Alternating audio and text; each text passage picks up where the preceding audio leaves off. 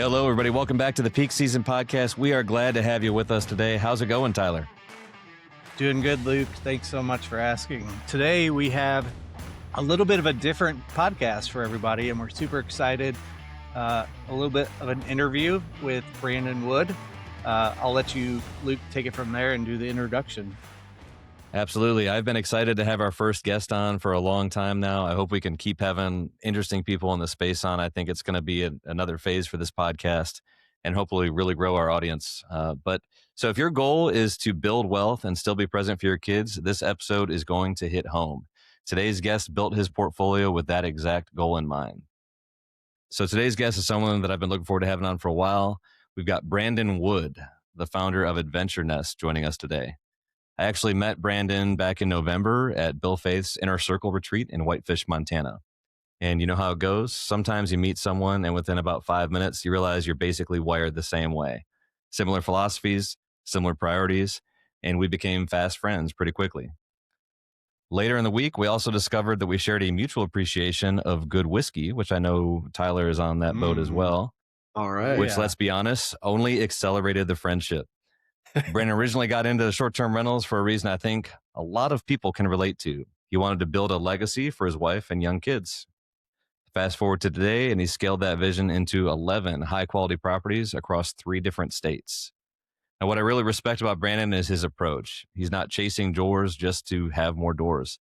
He's very intentional about the quality over quantity and about building a portfolio that's financially successful without taking time away from his family, which, let's be honest, is part of the reason that all of us get into this space.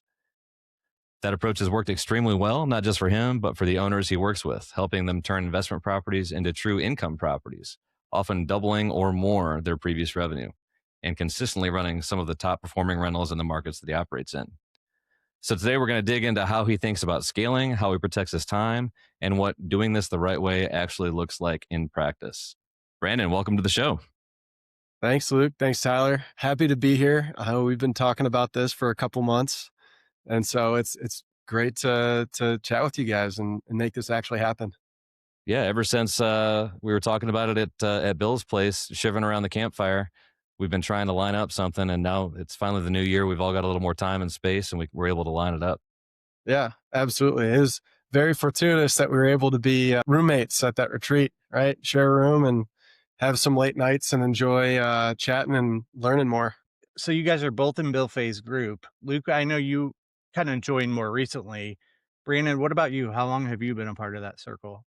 I'm just finishing up my second year. So I was one of the first starters in that group. And I originally got involved with them because that was around the time I was planning on leaving my W-2 as well. One of the things that I cannot speak more about is the ability to educate yourself quickly, learn what other people have done, learn the mistakes they've made, and let them hold your hand so you don't make those mistakes, because every mistake you make is going to set you back, and it's going to set you back in time. It'll set you back in money. And sometimes those mistakes are big enough to really stop the operation and make you get out of the space. So the more you can learn from other people, even if it costs a little bit of money, it's going to save you that money and save you that time, which compounds because time is money in the long run. And when I realized I wanted to get into the STR space, I knew I needed to learn from some of the best, some people that have been doing it forever, some people that are innovative, and really get a good network of individuals that I can learn from to help me scale. And it's fun because it's worked very quickly. And now I get to be on a podcast and I get to pass on some of that information, help other people scale too. So, if you do things right and you pay attention and you connect with the right people, you really learn a lot and you absorb quickly. If you execute it right, this industry can really be effective from a timing perspective. Are you in any other groups at all, or just Bill's? I originally started with one other. It's called the Legacy Investing Group with Preston Sayal. He focused on Airbnb arbitrage, focuses on Airbnb arbitrage, along with just smart financial decisions. That side of what he does is actually really interesting. A lot of taking advantage of tax codes for your general life, not just short term rentals. But I'll be honest, the best part about that group is they have a partnership with AirDNA. And I got in to that group the year before AirDNA increased their prices. So right now, the enterprise level of AirDNA costs 15 grand a year or something like that. With his group, I was grandfathered in, so I'm paying 1,500 a year instead of 15,000 a year for that same subscription. Uh, we'll talk about data and how important it is, and kind of my background with data and why that's helped me succeed. But that's been super helpful, and that was one of the luckier parts of my journey, where not having to pay $15,000 for data, but getting the best data, uh, gave me an extra step up early on. So I'm going to admit there's a lot of things that happen in life that are luck. You got to be able to take advantage of them when they happen to you, and you got to be ready for it. And that was one of those instances for sure. Another group I jumped into, promoted as being one-on-one coaching, and 6 months, but more expensive than Build Short-Term Rental Wealth with Bill Faith. And I had a coach who was taking a different approach to the industry than me. I requested to change coaches multiple times. Nothing. They said, yeah, they don't really change coaches, but they can try and connect me with people. It's hard to get in contact with them. Uh, their group was much larger, so it was harder to make personal connections and networking, which was, like I mentioned before, kind of the point. You want to learn with other people, learn what they've done, pass on what you've done to other people, and kind of grow together. And that helps you prevent these pitfalls. I just wasn't getting anything out of it. So that was disappointing, but you always have two steps forward and one step back. And I joined two great groups, and I took a step back from one other. That's really interesting. So it seems like you made a couple good decisions when you joined some groups and maybe one bad decision, but it sounds like maybe that could have been avoided because you're purposely finding groups that align with your mindset now. Would that be a fair way to put it? Yeah, yeah. And the mistake I made with the one group, they promoted focusing on scaling, which is something I wanted to prioritize for that 6 months of the business. Uh, and they're the most present. They're out there all the time. You're constantly seeing them. I probably fell trap to some Facebook ad marketing ploys, but they had a good reputation. It just wasn't a good fit. At the end of the day, you got to try something to know if it's a good fit, and be able to pull the plug if it's not.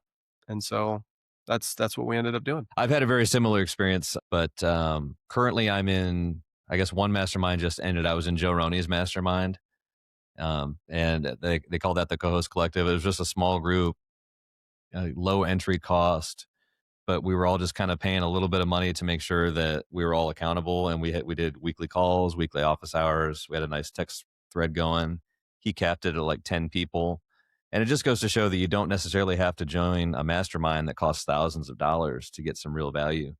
You just need to have some committed people in, a like-minded friendship, for lack of a better word. We're basically just paying for friends at that point, and really helping elevate each other. And that was awesome. And then I am also in Bill's group, of course, and that has been awesome in a different way because that's like 100 people with a lot more resources and trips and a lot higher entry cost as well. But I can honestly say that I've got a lot of value out of both of them, and dollar for dollar, I probably got more value out of so far out of Joe's group, only because it was more intimate and the dollar cost was so low to enter. Yep. No, I love it, and I agree with everything you're saying. I want to maybe correct one thing. I don't think we're paying for friends. I think we're paying for the opportunity to meet like-minded people and become friends. That's a good But point. yeah, it's nuanced, but you know, I'm Yeah. a stickler for details, and I think that's the goal. I to echo that.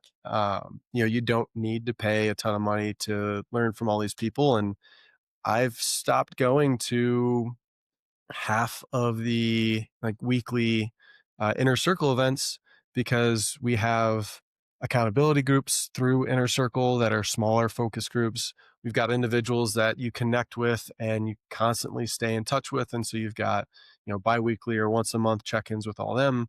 And the closer you can connect with these people, the more you feel comfortable talking about your scenarios, the more you feel comfortable calling someone out for not doing what they say they were going to do, to keep them accountable so they can do the same for you. And those smaller groups have been much more valuable. I shouldn't say much more valuable. They are turning into be much more valuable for the current state of my business than the initial learning perspective that short-term rental wealth with Bill Faith has provided. Don't get me wrong. He's helped me scale just by the content he provides. But as you get into the next level, you really need to connect with people in any way you can. Yeah, I think one thing I've learned about this space is there is so much knowledge and information and so many rabbit holes and so much tech and all these things out there that you could literally just sit there and learn for years and never do anything. And and when I first joined the inner circle over the summer, I was in learning mode. So I was doing all the calls, I was doing all the things. I was very much into that world. But then as I bought a couple of properties towards the end of the year, and I got super busy, and I had to go into a season where that was put into maintenance mode and I was in execution mode. And that doesn't mean you don't need somebody that you can text or ask a question to or whatever, but it's okay to be like, okay, for these 3 months, Luke's growing his brain a little bit. And then for the next 3 months, I'm going to put that stuff on pause and I'm going to grind. And that is exactly what has kind of clicked and came into focus for me is it's okay to have these seasons. We don't always have to be learning, doing, just go with the flow and get it done. Yeah, absolutely. I got a funny story for you, actually. Um, so in terms of just, you can learn forever and not actually execute on anything. The very first property I bought, I spoke with my wife. We knew I was going to start transitioning into doing this. And I spent 6 months learning. And then the next 6 months, I was learning and actually analyzing properties. I um, underwrote 350 some properties in that 6 months. And I'm like, oh, this is such a Dang. great property. You could do this, you could do that. It's the numbers look at so good. And, and then I'd find another property and it'd be trash. Like, oh, I can't believe anyone's actually going to pay for this, blah, blah. And I just kept on doing that. And I didn't pull the trigger on anything. And my wife eventually, she said, Brandon, just shut up and do it. Word for word, shut up and do it. Like you've told me so many times, there's these great things out there. Show me. And it's very easy to get caught up in the learning and get excited about something, but then be scared to take that first step. And sometimes you just need someone to give you a little kick in the butt and just actually execute and figure it out. So I think we got a little bit ahead of ourselves there, getting into the nitty gritty of this. But let's start at the beginning. Where are you from? Where'd you go to college? What's your background like? Yeah, so I grew up in the suburbs of Chicago. Basically, been in Chicago the first 35 years of my life. Went to college at a school in Indiana called DePaul University, DePaul with a W. There's the one in Chicago, which is DePaul with an L. Very different. DePaul is big and in a city. DePaul is small and in the cornfields. Um, but ended up getting a degree there in environmental biology, and spent my first 2 years out of college working for different renewable energy companies, doing wind and solar development.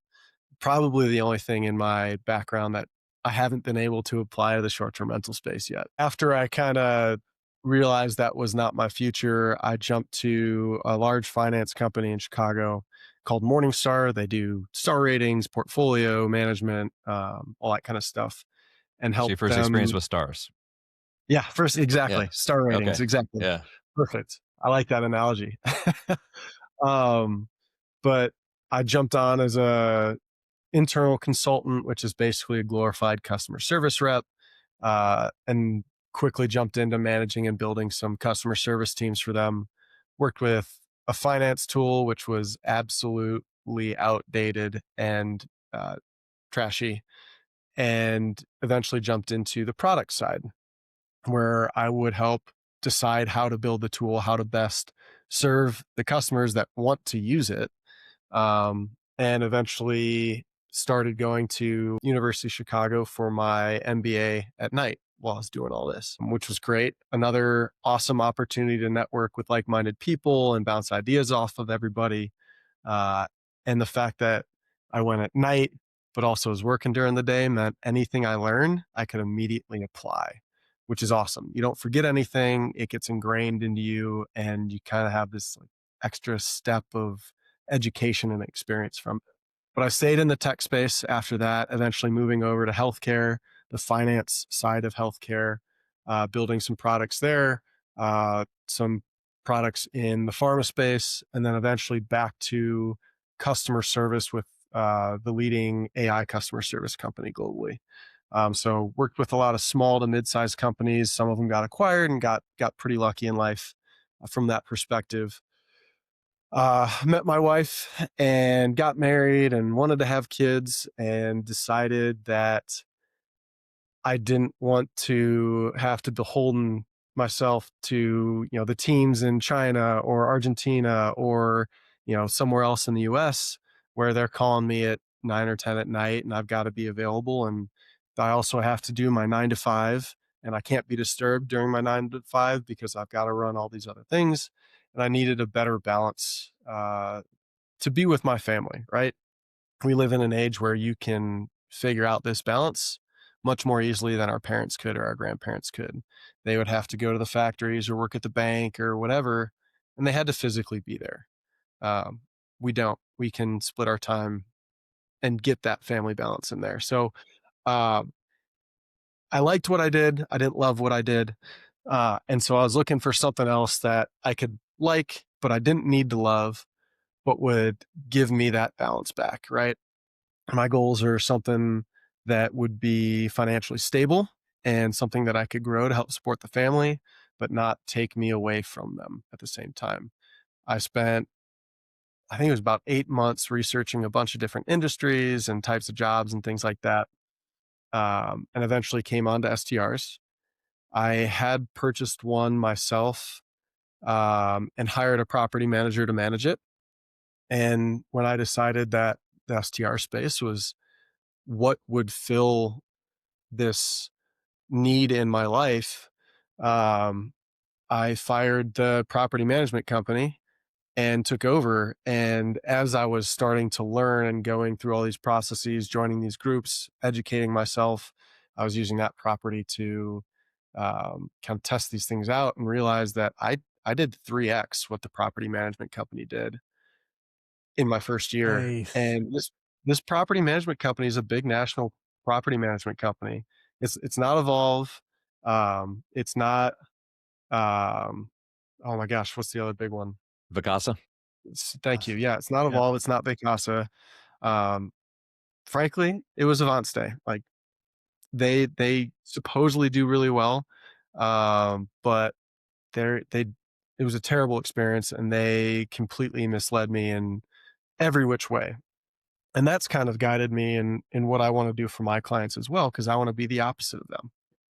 So going back, that's how I got into this, why I got into this. I took paternity leave when my first daughter was born, and really kind of hunkered down on getting myself prepared to start this. And then as And what year well, was that? ooh, that was 2024. So Okay, July 24. so July of 2024, you've got this coming into focus, but you haven't pulled the trigger on anything yet. So July 2024 is when I my paternity leave ended, and I left the W-2 world. So basically January of 24 is when I really started to dig in deep with making sure that my life and my family were prepared for this transition out of W-2 and into the STR space. So, Brandon, tell us a little bit about your portfolio, like in the timeline, right? So, Yep. 2024, you left the W 2. How many properties at that time did you own, or were you co-hosting? Tell us a little bit more about that. Yeah. So at that point, I had the one original property and actually was able to close on two others. Um, one of them I held on to for a couple months before I actually was able to start doing anything with it, which is a big mistake. Don't sit on a property, work on it right away, get it done as fast as you can. We talked about this before. Time is money. Don't waste your time. But I had three properties at the time, and I had planned out my goals over the next couple of years on what milestones I needed to reach to one, replace the W-2 to continue supporting my family, and two, the amount of time I would expect to put into this business to reach that. Um, so left in July 24, had three properties. I got another one. Um, that at the end of that year, I got one at the beginning of 25. And so that kind of leads me to the owned properties. And I'm about to close on another one here in 2026. Um, the goal obviously was one property a year as long as the finances can support it.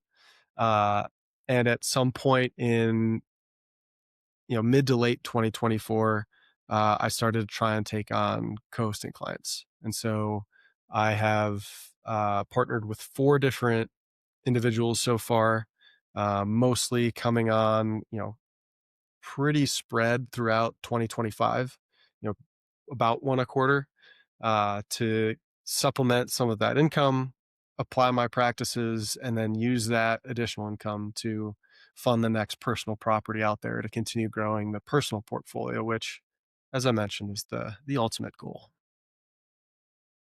So right now you're based in Boulder, right? Or Denver area?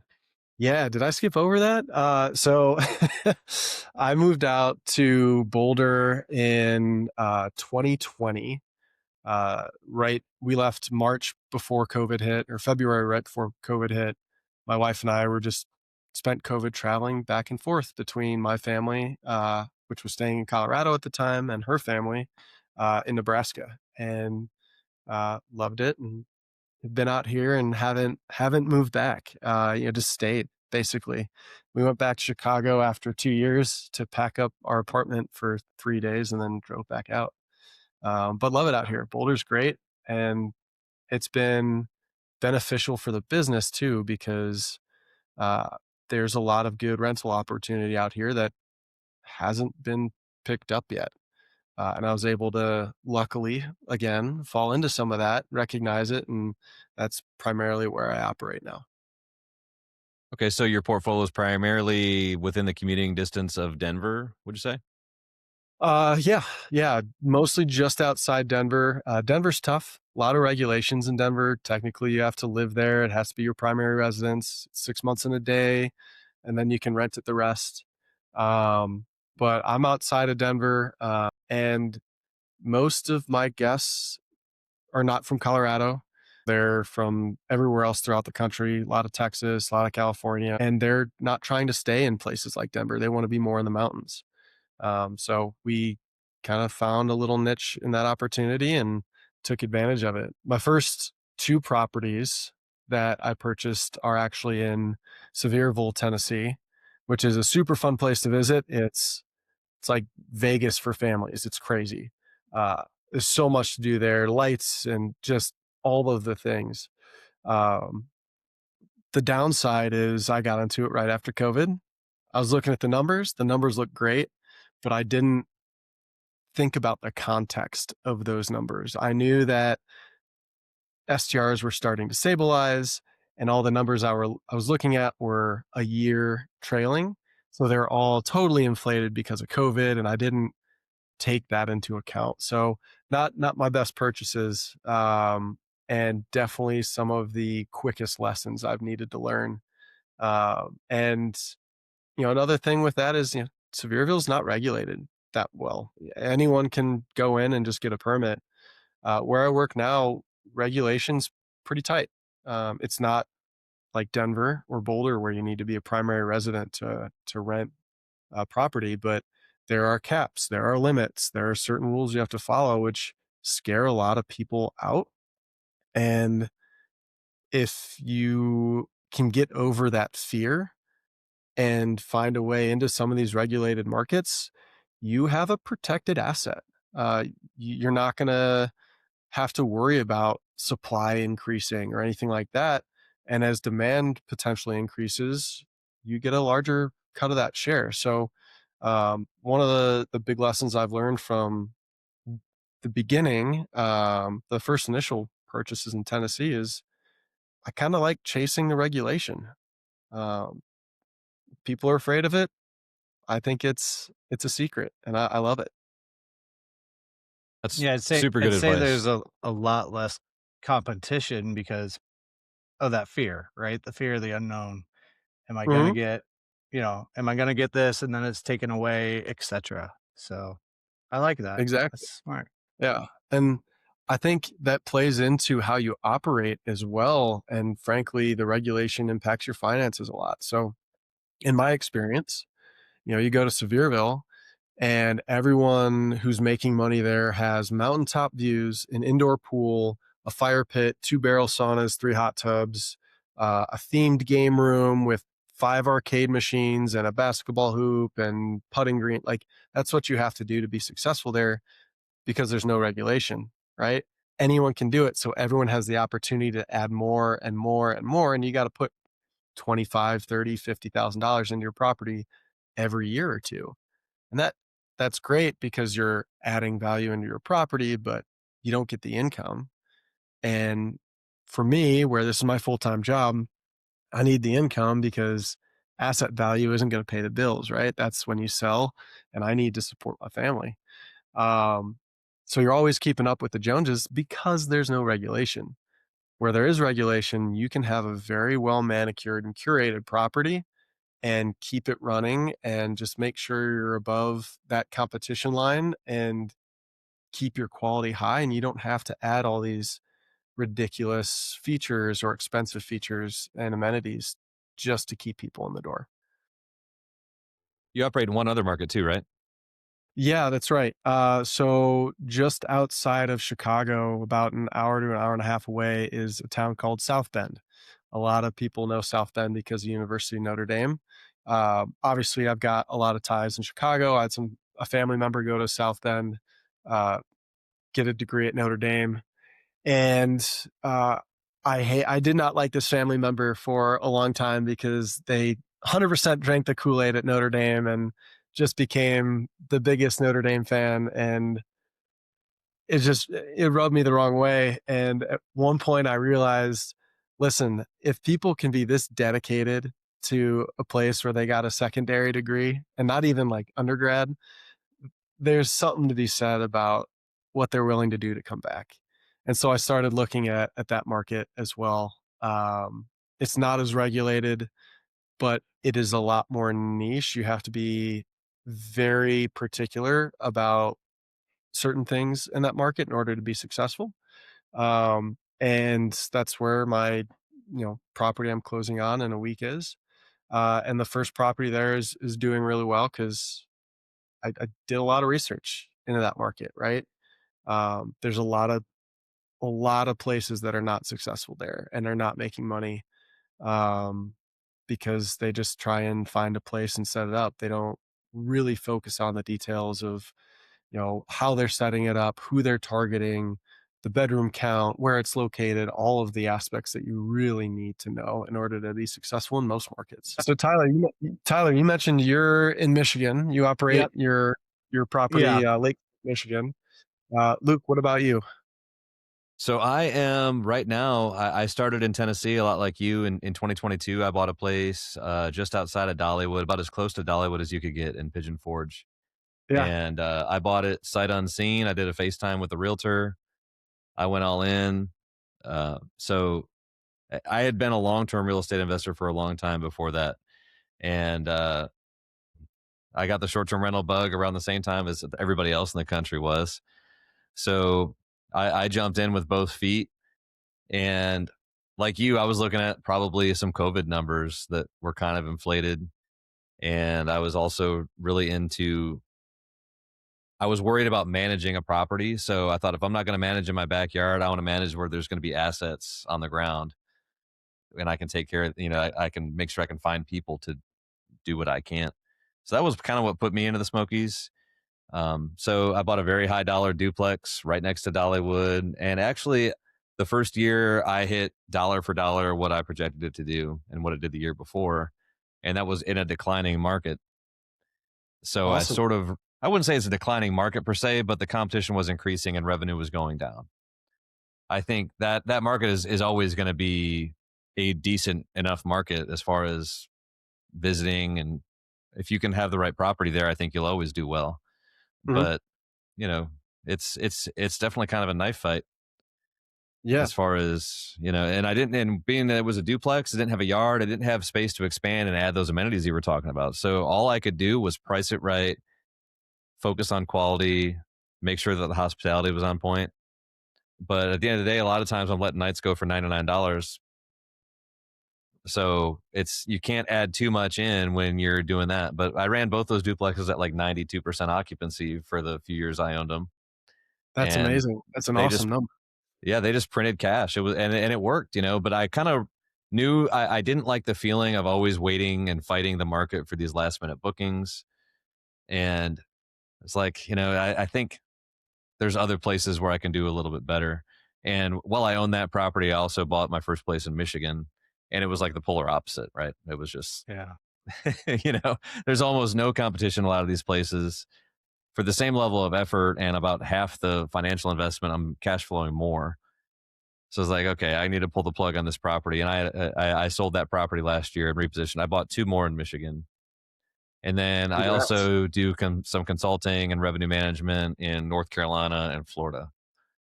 So I'm active in those markets as well. But as far as the own portfolio, it's all up in Northwest Michigan now. And that's probably how it's going to stay for a little while. Yeah, I mean, Michigan's a great place. It's beautiful. It's where everyone from Chicago goes to visit, to be honest. They just Yep. drive around the lake and you're there, and it's fantastic. It sounds like, we had a very similar starting experience. And don't get me wrong, Sevierville, Pigeon Forge, Gatlinburg, they get 14 and a half, 15 million visitors a year. Like, that's a huge number. People don't realize how popular that place is. So there's always going to be demand for rentals out there. But you said you bought your place sight unseen. Huge no no. I did the same thing, and but that brings back stress and memories. For me, I won't do that ever again.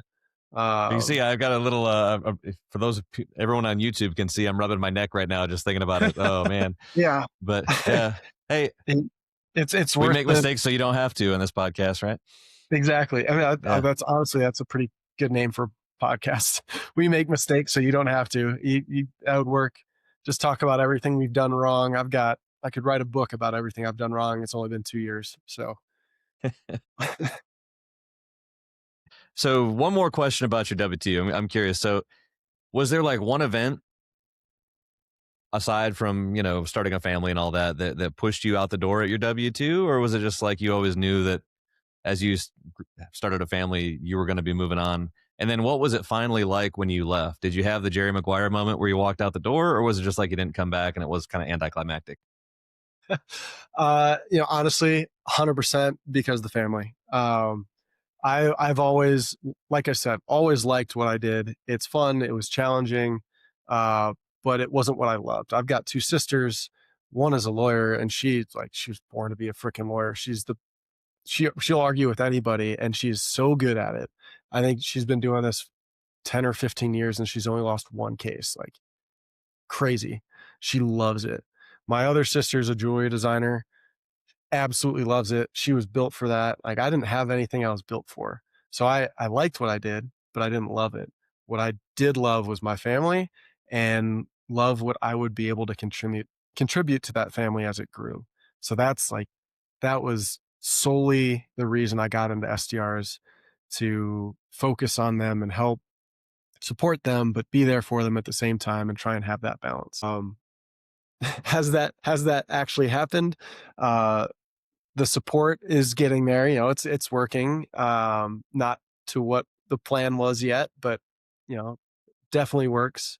Just need to get a little more time. And then from the time perspective, starting a business is hard. You see a lot of people on YouTube that talk about, oh, 5 hours a month and you can have this STR portfolio and all that. It's no, that's not true. If you want to buy someone else's portfolio and hire a bunch of VAs and not do any of the work yourself because you already have a couple $1,000,000, yeah, go do that. But that's not how the real world is at all.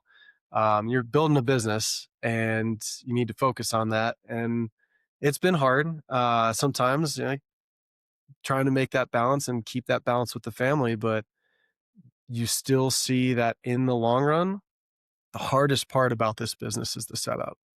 Once you have the operations locked in, then you start to get the time back. And it's just getting to that terminal velocity of properties that will help support your family financially in the way that you want to. Because once you get there, you don't need to keep scaling. You can stop and the time commitment goes away. You just need to keep those good operations. So that was a long winded answer for yes, I left my W 2 solely to help support the family and be with them. Um, as far as how, it would be great to say I had some YouTube recorded viral video about how I left. I'm not that guy. I just called my boss and said, hey, uh, I've been gone on paternity leave. I probably won't be here much longer. I plan on leaving. I can take on a couple projects and help transfer things over.